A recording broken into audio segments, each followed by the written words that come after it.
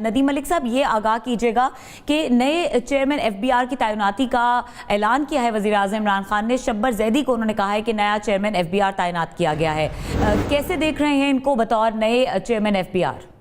دیکھیے، صرف شبر زیدی نہیں، نئے گورنر اسٹیٹ بینک بھی ہیں اور نئے چیئرمین ایف بی آر بھی ہیں. پرائم منسٹر آف پاکستان نے 8-9 ماہ کے عرصے میں اپنی ٹیم کو جو ٹائم وہ دے سکتے تھے، انہوں نے وہ ٹائم ان کو دے دیا. اب جو صورتحال اس وقت یہ ہے کہ 500 ارب روپے رواں مالی سال کا ٹیکس کا خسارہ اس وقت پاکستان کو اس کا سامنا ہے. ایکسپورٹرز کے 150 ارب روپے کے ریفنڈ روکے ہوئے ایف بی آر نے، اس کے باوجود 500 ارب کا خسارہ ہے اور ایڈوانس ٹیکس کی وصولیاں کاٹی ہوئی ہیں، ریفارم کی نہیں جا سکی. تو ایسی میسی سچویشن ہے جس کے اندر ایک کہنا چاہیے کہ بہت بڑا چیلنج ہے شبر زیدی کے لیے بھی اور عمران خان کے لیے بھی. اور عمران خان نے شبر پہ اعتماد کیا ہے اور شبر کی ذمہ داری اس سے اور بڑھ جاتی ہے. ایک ان کا بیک گراؤنڈ ہے جو ان کو ایڈوانٹیج دیتا ہے، وہ بیک گراؤنڈ ہے ان کا پرائس واٹر ہاؤس کوپرز کا یا اے ایف فرگوسن کا، جس کو یہ چلاتے رہے ہیں. چارٹرڈ اکاؤنٹنٹ ہے بائی پروفیشن. اور اس کے علاوہ انہوں نے آرٹیکل اور کتاب تحریر کی ہے جو پاکستان سے پیسہ باہر جاتا رہا ہے، اس کے لیے کون سے چینلز ہیں، کیسے لوگ کمپنیاں باہر اسٹیبلش کرتے ہیں. He is very well versed on those issues.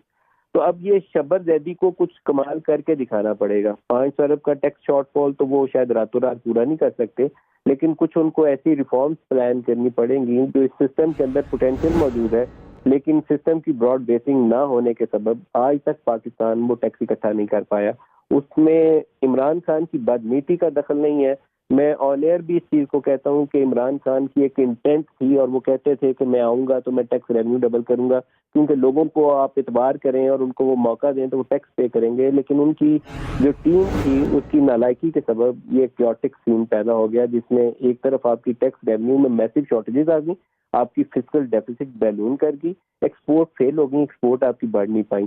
تو یہ اب ساری چیزوں کو اس نئی ٹیم کو مینج کرنا پڑے گا جس کو وہ لے کر آئے ہیں.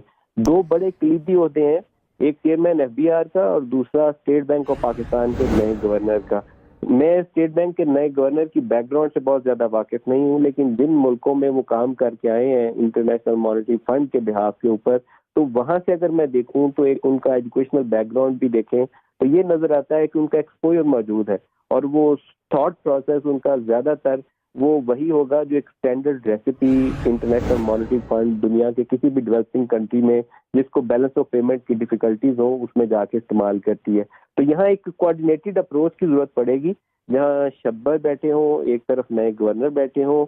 پرائم منسٹر آف پاکستان خود فائنانس منسٹر ہیں، وہ پورٹ فولیو ابھی بھی فائنانس کا ان کے پاس ہے. ندیم ملک صاحب، اگر انڈیویجول کمپیٹنس سے بیونڈ بات کریں تو جس طرح سے وزیر اعظم نے یہ اشارہ دیا کہ 18ویں ترمیم کے تحت جو ہے وہ صوبے ٹیکس جمع کرنے میں ناکام رہے ہیں، اسی طرح انہوں نے شبر زیدی کو یہ ٹاسک دیا، تو اس کرائسس کی سچویشن میں کنٹینجنسی پلان جو ہے اس کی آپ کے خیال میں کوئی انڈیکیشن اس طرح سے بھی ملتی ہے کہ 18ویں ترمیم کے خلاف جو وزیر اعظم نے کہا ہے کہ اس سے وفاق دیوالیہ ہو رہا ہے اور ٹیکس وصولیوں میں یا ٹیکس جمع کرنے میں مشکلات کا سامنا ہے، تو یہ لنک کس طرح سے انٹرپریٹ کریں گے؟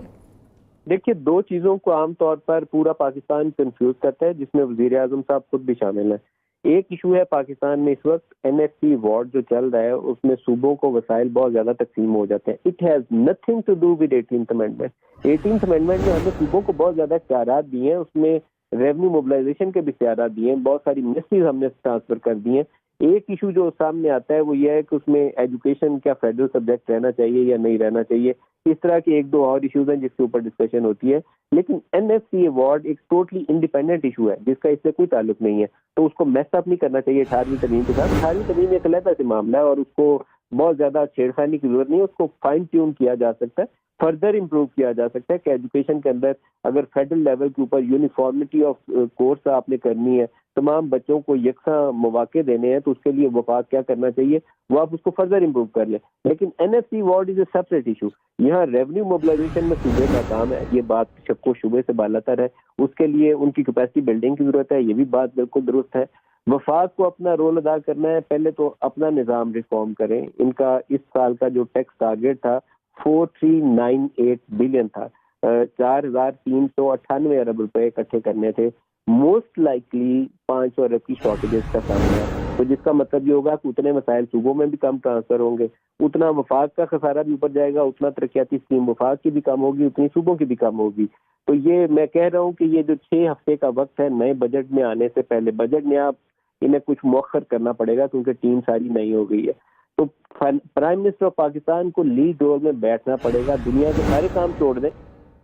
اپوزیشن کے اوپر جو ان کو ایک بڑا پسندیدہ ان کا وہ ہے کہ وہ روزانہ وہ کہتے ہیں کہ این آر او دینا یا نہیں دینا, وہ ایک پولیٹیکل سٹیٹمنٹ دینے کے لیے اپنی انفارمیشن منسٹر جو انہوں نے رکھی ہے ان کو کہیں روزانہ صبح اٹھے اور ایک ان کے اوپر بیان جاری کر دیں. لیکن پرائم منسٹر کی روزانہ کی ایک جاب ہونی چاہیے, اکنامک ٹیم کو بٹھائیں, فائنانس منسٹر کو, گورنر کو اور شبر گردی کو بٹھائیں اور پلان کریں کہ کس طریقے سے اگلے سال, اس سال جو پاکستان میں نالائکیاں ہوئی ہیں اس کو اوور کم کرنا ہے. ان کی ٹیم کی انکمپیٹنس کی وجہ سے بہت نقصان ہوا پاکستان کو, اور اس میں وہ لوگ جن کے پاس ذمہ داری تھی خزانے کی, جن کے پاس ذمہ داری تھی ٹیکس ریونیوز اکٹھا کرنے کی, ان لوگوں کو واقفیت ہی نہیں تھی نظام کی کہ پاکستانی نظام کیسے آپریٹ کرتا ہے. تو اب یہ کبھی کہتے ہیں کہ ہمیں پتہ نہیں, بتایا نہیں تھا پہلے گورنر نے کہ ڈی ویلیوشن کرنی ہے, ہمیں چیئرمین ایف بی آر کا پتہ نہیں تھا کہ وہ تو شہباز شریف کا آدمی ہے.